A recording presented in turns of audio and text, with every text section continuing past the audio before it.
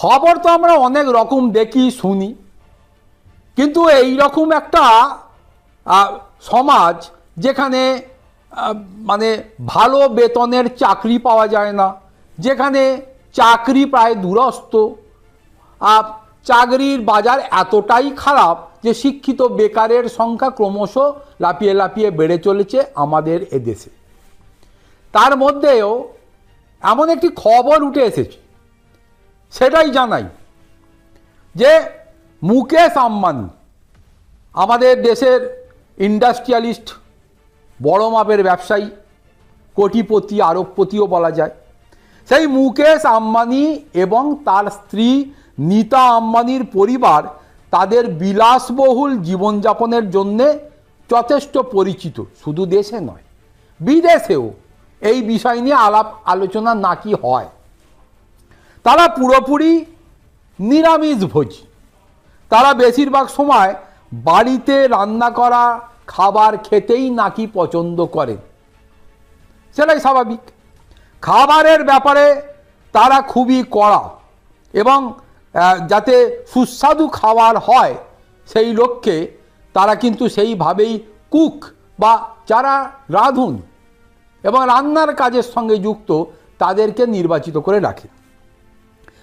মুকেশ আম্বানির বাড়িতে যিনি রুটি বানান, জানেন তার বেতন কত? শুনলে মাথা পো পো করে ঘুরতে থাকবে। তার বেতন জানলে আপনি অবাক হবেন।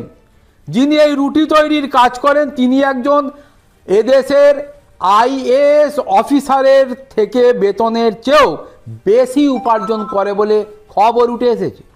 আম্বানি পরিবারে 600 জনের বেশি এই ধরনের কর্মী কাজ করেন বিভিন্ন ক্ষেত্রে। মুকেশ আম্বানির বাড়িতে যিনি রুটি বানান, সেই মানে যিনি এই রুটি তৈরি করেন বা এর সঙ্গে কাজে যুক্ত, তার মাইনে 2 লক্ষ টাকা।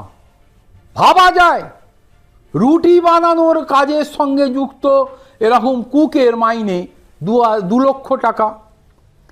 এবং মুকেশ আম্বানির এই এক সাক্ষাৎকারে বলেছিলেন যে তিনি বাড়িতে বানানো ডাল, রুটি, ভাত খেতে পছন্দ করেন, তিনি থাই খাবারও নাকি পছন্দ করেন। তবে তিনি অনেকবার বলেছেন যে তিনি প্রতি রবিবার ওই সাউথ ইন্ডিয়ান ফুড অর্থাৎ ইডলি সাম্বার খেতেও পছন্দ করেন। আম্বানির বাড়িতে প্রতিদিন 4000 রুটি তৈরি হয়, একটা নয়। এখানকার রুটি তৈরি করেন যারা, তারা মাসে 2 লক্ষ টাকা বেতন পান। এটা শুনে অনেকেই অবাক হন, কিন্তু এটাই সত্যি। এনার গত বছরের বেতন এবছরে তা আরও বেড়ে থাকতে পারে, অর্থাৎ ওই ইনক্রিমেন্ট হয় প্রতি বছরে বছরে। তাই যিনি 2 লক্ষ টাকা বেতন আগে পাচ্ছিলেন, তার বেতন এখন কতটা বেড়ে গিয়েছে সেটা খবরটা অবশ্য এখনও পাওয়া যায়নি।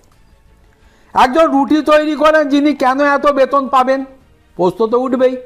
কিন্তু এই কাজ অত সোজা নয়। এখানে কাজ করতে হলে হোটেল ম্যানেজমেন্ট পাস করা আবশ্যক, তাও স্বনামধন্য কোনো ইনস্টিটিউট থেকে তো বটেই। পাশাপাশি যারা রুটি বানান তারাও মাসে 2 লক্ষ টাকা বেতন পান, যা বছরে 24 লক্ষ টাকা।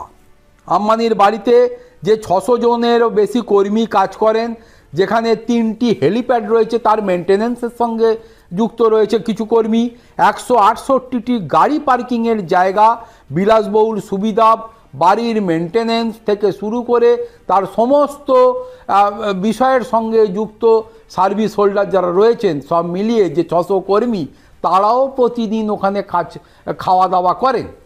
এর জন্যে ওই নীতা আম্বানি বা মুকেশ আম্বানির যে বাড়ি, সেই বাড়ির একটি ফ্লোরকে সংরক্ষিত রাখা হয়েছে এই খাবার দাবারের জন্যে। অর্থাৎ প্রতিদিনই কোনো অনুষ্ঠানে যতজন লোক আসেন তাদের সবার জন্যেই রান্না করতে হয়, আর এর জন্যেই তারা পারিশ্রমিক পান। এর অর্থ আম্বানির বাড়িতে প্রতিদিন এক অনুষ্ঠান বাড়ির মতো রান্না হয়, অর্থাৎ 4000 লোক কম বেশি তারা প্রতিদিন খান। কর্মীদের সবার জন্য খাবার তৈরির জন্য একটি রান্নাঘর দেওয়া হয়েছে এবং তারা সবাই একটি তলায় সেটা খান। এই 27 তলা বাড়িটির মূল্য প্রায় 15,000 কোটি টাকা। এই 4000 রুটি কর্মী এবং অতিথিদের মধ্যে সমানভাবে ভাগ করে দেওয়া হয়।